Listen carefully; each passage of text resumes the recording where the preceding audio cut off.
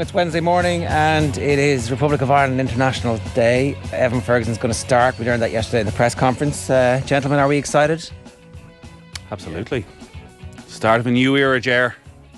It's going to bring us back to the big time, baby. Well, I mean, certainly it's the start of obviously tonight's not the start of the campaign. The campaign starts in earnest against France. You don't look excited at all, Johnny. No, I am excited. I think the whole friendly tonight has been illuminated by the fact that Evan Ferguson is starting his first Irish senior start, and B, I have so many question marks about the rest of the team, where they're at, some of the peripheral players, some of the players that definitely will start Monday, what sort of formation he's going to play. So also the fact that it's pretty much sold out, and we'll be able to compare it to the atmosphere at the recent rugby games when France come on Monday. What's better, an Ireland rugby game or an Ireland football game? The France game is obviously the comparison as opposed to tonight, where there's nothing at stake. Nothing at stake, but a big crowd, as Stephen Kenny was keen to point out again yesterday, which I think, in fairness, he's right.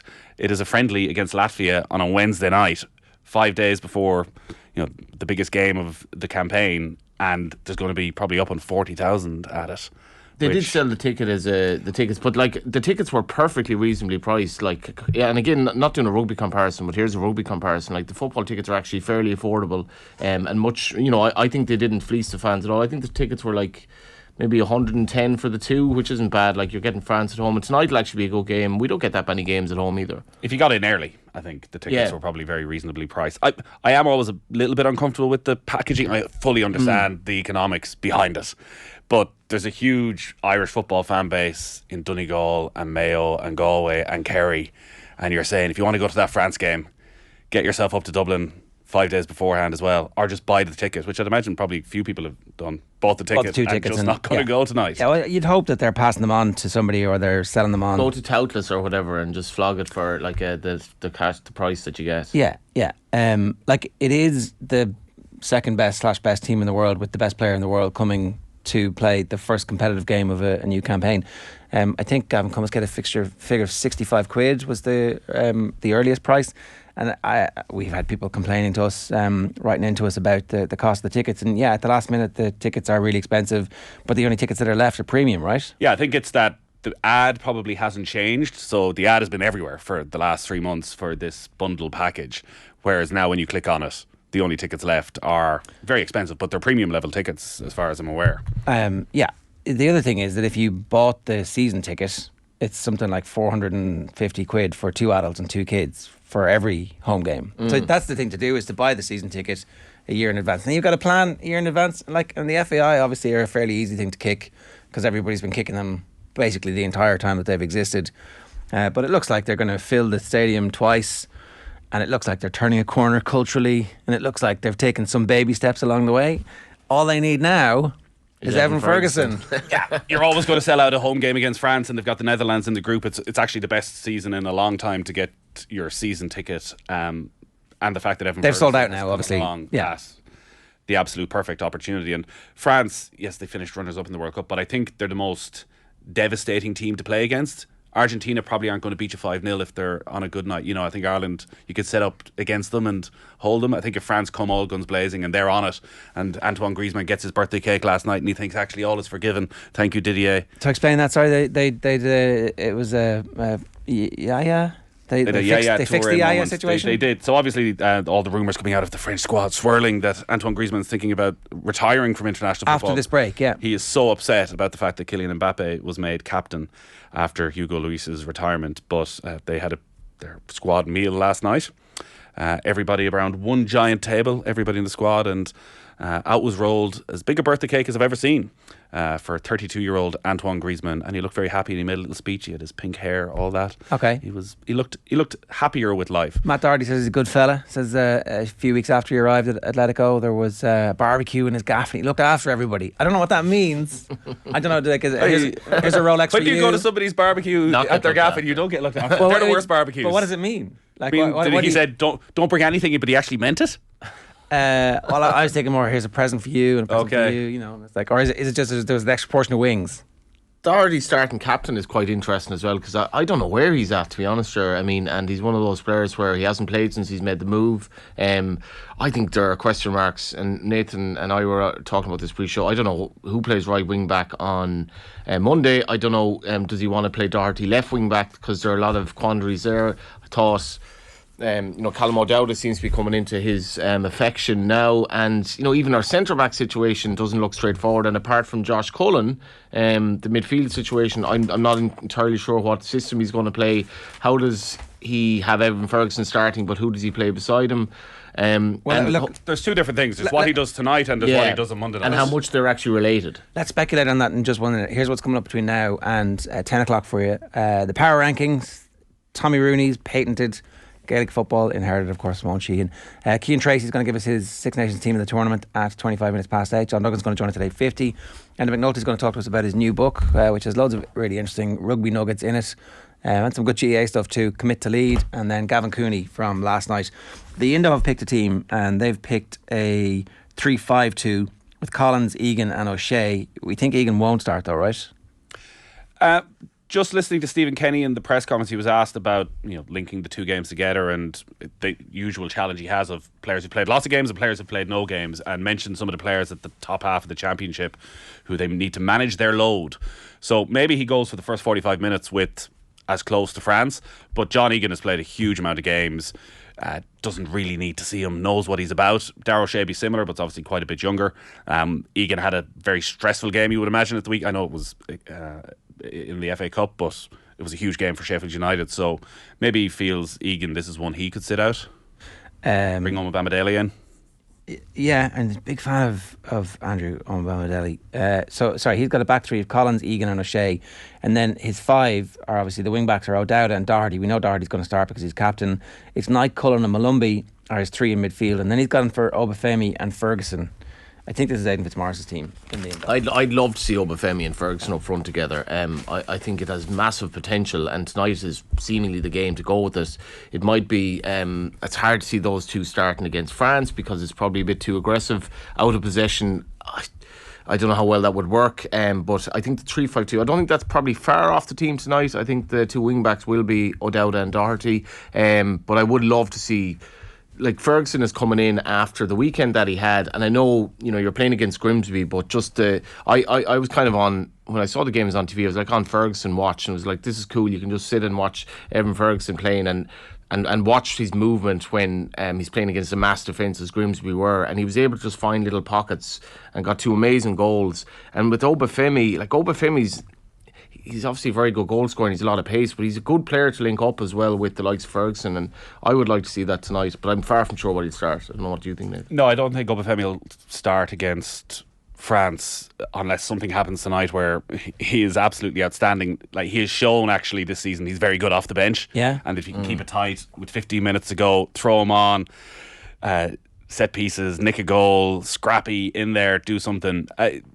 think Bazunu will probably start in goal tonight, though there must be a temptation to give Kelleher some minutes just in case something was to happen Bazunu over the next 4 or 5 days. Give Bazunu the start, bring Kelleher on at half time. Yeah, exactly. What's Bazunu's confidence like at the moment? Well, things have turned a little bit for Southampton. They've got a new manager. Did he not play really well against Man United? He did. It was brilliant against Manchester United. They've started to keep a few more clean sheets. It is hard to know because on the one hand you look at, it's been a nightmare season for Southampton. He's made quite a few mistakes, but he's by far and away the youngest goalkeeper playing in the Premier League. I imagine Ilem Melia is probably the only one anyway within the same ballpark. And he's playing every single week, so they've put that trust in him. Yeah. So coming into this occasion now, actually is fine from. It's not as if France is going to be a massive step up to the strikers he's facing every single week. Yeah, he's played against Erling Haaland. Now he's conceded goals against all these strikers. Yeah. So there is that concern. He could play both. He could give them a half each night. Wouldn't be a bad thing at all. No, that's the perfect scenario. I think when you look at building towards Monday, there are, as Johnny said, probably 3, maybe 4 places up for grabs. The 2 wing back positions, the spot alongside Ferguson, and maybe one in midfield, but I kind of think midfield, I would be surprised if he didn't go with the back 3. Well, a very different team from Collins, Egan, O'Shea. Very different team from John Fallon in the paper. His back 3 today for this game, right, for the Latvia game, is O'Shea, Collins and Omobamidele, which I think is potentially more likely, given your point about Egan, right, and the soundings in the press conference. O'Dowd at left wing back, which I think has he hinted at that as well, because that seems to be fairly consistent. I managed to catch 70 minutes of a game recently where they were playing. I thought he looked good. Looked fully fit and physical and very aggressive, and it was against Blackburn. The left wing backs, we don't terrible game of football. We don't have any really solid alternative. So you could make a case for Doherty left wing back and Seamus Coleman right wing back. Yeah, I'm not sure that's going to happen though. Like it's not balanced to be playing Doherty left wing back, particularly when he's not even playing right wing back for his club at the moment. Well, Doherty played on the left away at Portugal, and it worked really well. What goes against it is Coleman's last appearance on the right of what we say is a midfield, but it'll be far more defensive, obviously, against France, was the game against Armenia, where they were beaten. And I think everyone left that game going, Seamus Coleman will never play in that position again. But Coleman, and I've watched a lot of Everton over the last month, and I've commentated on a lot of Everton. He is playing as well as he has played in the last 5. He's certainly playing as well as he's ever played at club level since Stephen Kenny took charge. And the one thing that really stands out when you watch Coleman is we know he's very strong defensively and he can do all the last ditch stuff. I've never seen him get into the opposition box as much. I know, as he has been under Sean Dyche. Like we all have this opinion of Dyche. He's obviously playing Sean Dyche 4-4-2, doesn't let the wing backs go forward, rock solid. Like Coleman, he got the goal against Leeds, but we did a game against Forest. He must have had more touches in the opposition penalty area than he's had in any Premier League game. He was constantly up there. So there's an energy. There is. It's a weird one against France because Mbappe is going to be on that left-hand side. So you want to be strong defensively, but actually that's also your one opportunity. So that's why I think maybe Ogbene will play out there and try and expose the gaps that are left by... So Ogbene is playing as an auxiliary striker / right wing back defensively. Yeah. And like that...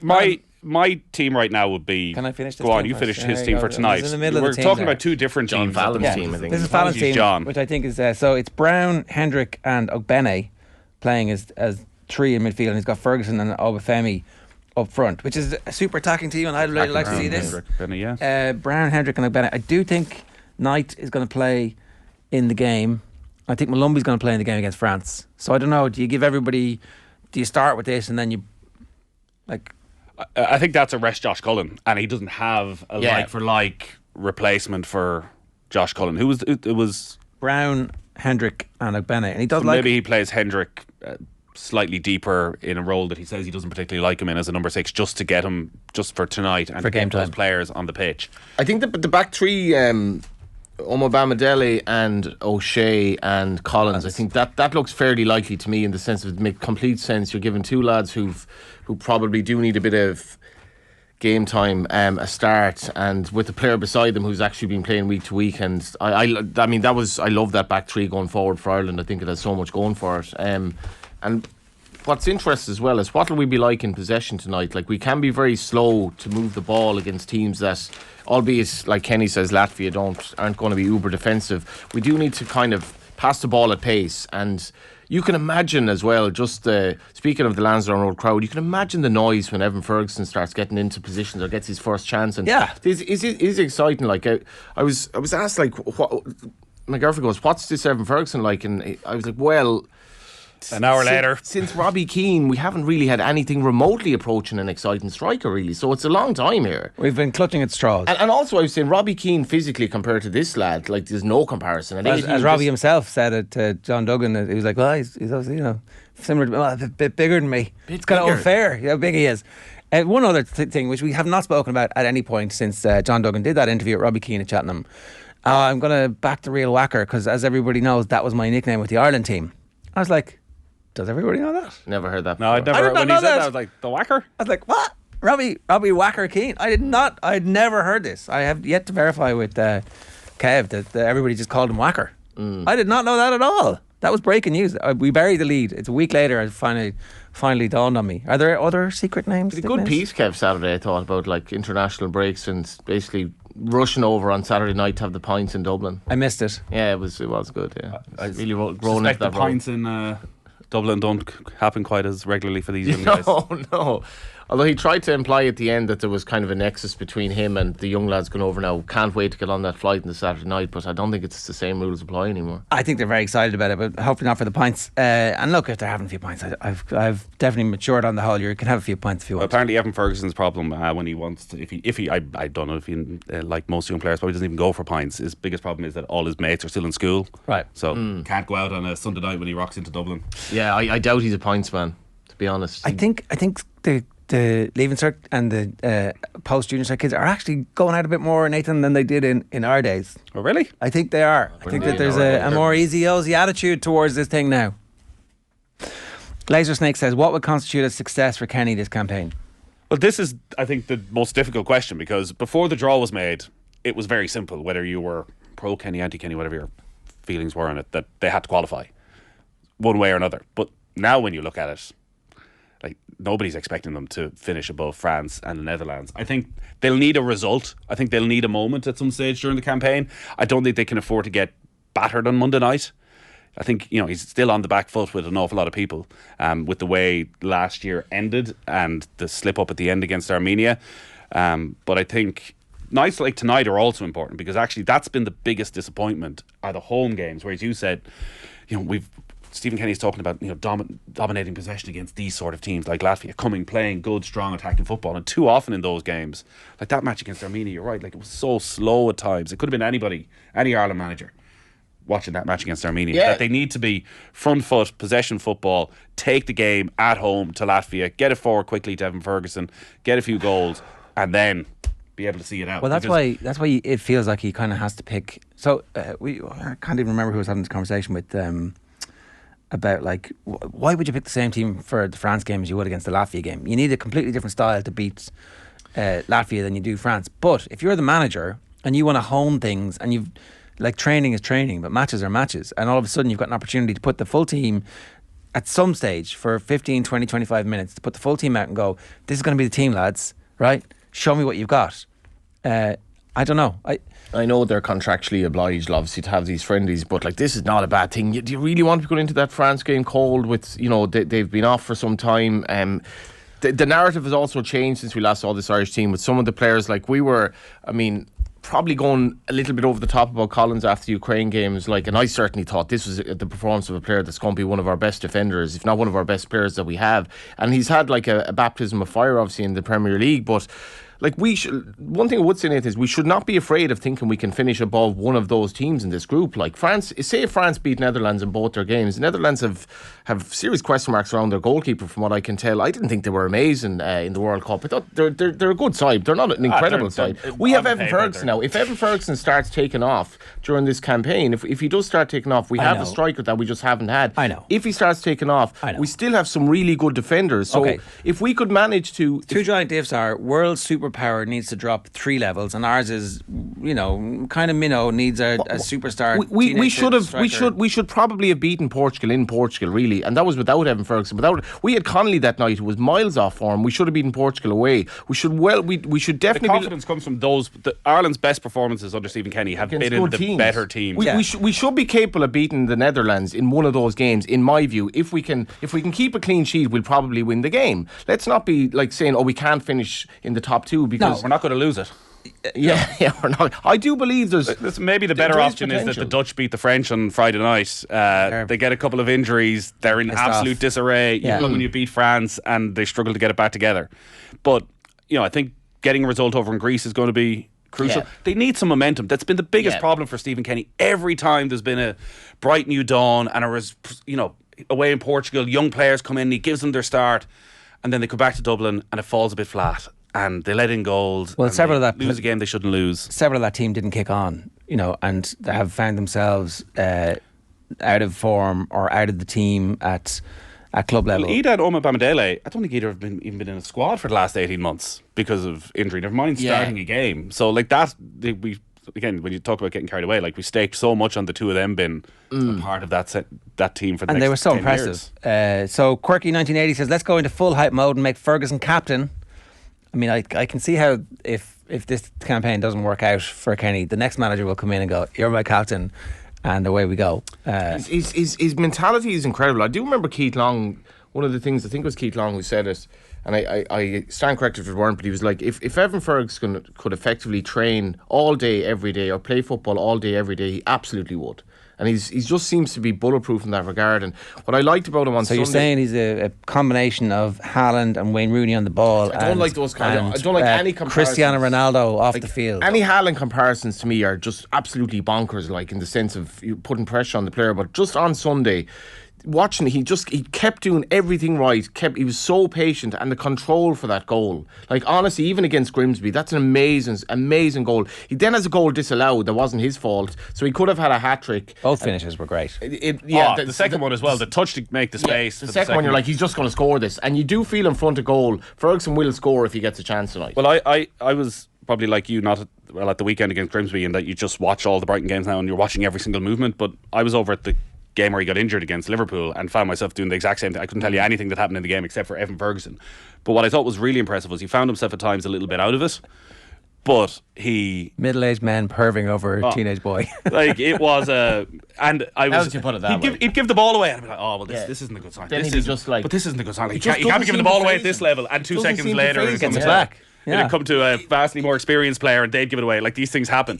But he dropped back constantly into midfield just to start getting himself involved, just to get a few touches. And that was the bit, actually, that when Liverpool were on top, he was still involved in the game, that you kind of look at the France match and go, he's not just going to stay up there and do nothing and not get a touch of the ball. That if he needs to drop in to the midfield, play a bit deeper, hold on to the ball, he has that. Yeah. And I think we should get excited. Like, maybe he doesn't end up being Erling Haaland, but he's unquestionably the best talent we have had. Here's one in for a you, actually. generation. Who's a better player? Who's a better player outside the box to link up with other players at the moment, Ferguson or Haaland? Haaland. You don't like the comparison, but then you're just asking. He's actually better than Haaland. I don't like the comparison. It doesn't go far enough. But I think Ferguson's link-up play is very, very good. Haaland's not asked to do that. I think there's been times this season when City have been at their best and he's on it, that he has no problem dropping deep, holding off players, bringing people into it. Yeah. But that's clearly not what some more City comments wanted to do. We should really move to a 4 for tonight. We're desperate at breaking teams down with the 3-5-2, says Brian. I generally don't like 3 at the back, and I think Ireland would be better suited. Now they played 3 at the back in my view, because Kenny, I don't remember him ever playing this in the League of Ireland. Never played 3 at the back. They played 3 at the back. I remember you saying this is not going to happen. I honestly couldn't see it. Obviously then we have a coach coming in who recommends it. Also the fact that we just looked like it suited our players better at the moment. Whether it does now or not, I don't know. I mean, you could arguably play 4 at the back right and have, say, Darragh O'Shea right back. For example, you could play, so take away the wing back situation, because I don't know what sort of form Doherty's in at the moment, and we don't have a natural left wing back that's proven at this level either. So, and I generally don't like, maybe against it good does teams leave us better. light. James McLean not playing good football at left wing back. I think McLean he's for a team that's bottom of the championship though. But he's having a lot of, like, he's statistically he's definitely having a very good season, and with his experience against France, to start him, quite possibly. Like, I wouldn't be surprised if it was O'Dowda. Of any of the 3, Doherty, O'Dowda or McLean, I wouldn't be surprised to see any of them there. It does definitely leave us a little bit short in midfield. Like, Malumbi is energetic, a traditional Irish midfielder, gets himself about, can be a little bit reckless, doesn't seem to have curbed that massively. But he's not going to hold on to possession for you. Like, it's all on Josh Cullen to hold on to the ball. Like, everything seems to come down to him. So, like, could he throw a wild card? Could he throw a wild card in? Well, let me throw the wild card in here. This is Gavin Comiskey's probable team. So Bazunu in goals, and then you got a back 5 with Doherty and O'Dowda as the wing backs, Owen Balotelli, Collins and O'Shea as the trio at centre back for tonight for the Latvia game. And then your midfield is Cullen, Smallbone and Knight. That's a totally different midfield trio from anybody else. Pretty interesting to see what it's like. I definitely see Smallbone playing tonight at some stage. I think he's going to. I think he's a really interesting player going forward.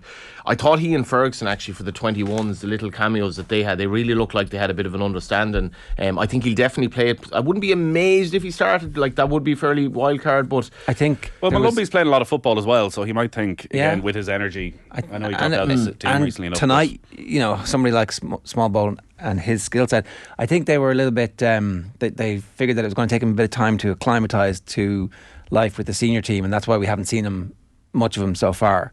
If you did play, say if you played a 5-4-1 Yes, say if you want to call it a 5-4-1, but Doherty and O'Dowda are the two wing backs. That does give you some sort of freedom to have 4 sort of central midfielders, 1 or 2 players off Ferguson, where we don't have natural wingers, but we have 2 players that are quite good on each wing. O'Dowda's effectively a winger, and then you will have an overload in midfield at times. That'll be interesting, that we actually do have numbers in midfield. I find with sort of the 3-5-2 that we're overrunning midfield a lot. It's when we lose the ball, and I found this a lot during Kenny's reign, we lose the ball against good teams, we're so open straight away. And I think if you play sort of a 5-4-1, which is maintaining the 3 at the back, that would offset that to a degree. That's why tonight is fascinating. It's like, and I can you, and this is the mad thing, Nathan, compare this to like the almost lethargy you had going to Ireland games back in the day, where like you had to get yourself up and go along to these crappy friendlies. Tonight I'm really excited by this game. My brother's coming up from Galway. Like, I bought tickets for the 2 games. He's like, I want to go to both games. Another guy, I asked him to the games, like, I really want to see Evan Ferguson make his debut. And there's a really good atmosphere at these games. There really is. Yeah, like I always feel when we sit here the day of the first match that you can predict, like, this day next week, Ger, you'll be having a full crisis breakdown on. You'll have the head of St. Kevin's boys in wondering we're not developing players the way we once did, and that entire conversation will be happening. But there has been such a revisionism of how things were before, and I remember at the Armenia game, watching back the last time Ireland played Armenia in 2011 under Trapp, like, Ireland had a far greater quality of player. I think it was about 25,000 at it.